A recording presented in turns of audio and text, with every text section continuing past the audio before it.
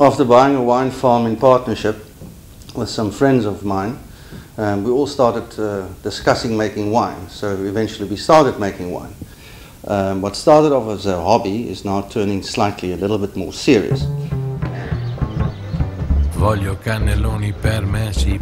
the philosophy behind the wines are basically conforming to simplicity and general honesty in terms of the grape coming to be wine.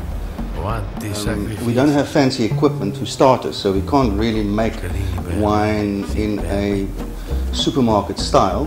The soils are quite unique to the Swartland because it's very high elevated shale on the western slopes of Kasteelberg, which makes them slightly cooler than, I suppose, any other vineyards in the immediate vicinity, which leads to a sort of a far more gentle wine, but with a strong fruit backbone. Some serious rockstar winemakers buy grapes from the farm. So if the wine doesn't taste up to scratch, then that story about wine being made in the vineyard is absolute bullshit.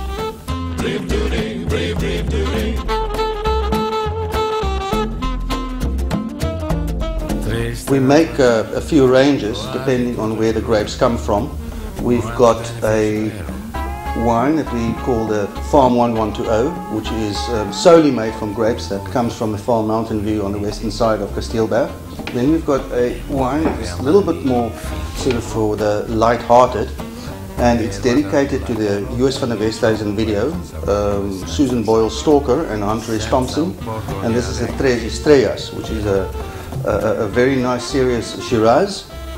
And then we've got a Shiraz Mourvedre Cabernet blend as well. And then the flagship of the bunch is a little naked lady at the moment, but she's the Santa Cecilia that was made for Baba Black Sheep, which is a very nice Chenin Blanc, and I advise this that it's perfect for couples with intimacy problems.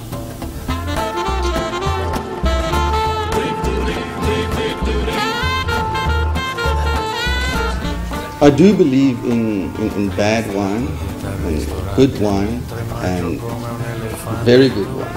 But I don't believe in the pretentiousness of wine. Wine is there to be enjoyed, it's there to be drunk with food, without food, with friends. And as long as you don't drink and drive, I guess, you know, it all leads to happiness.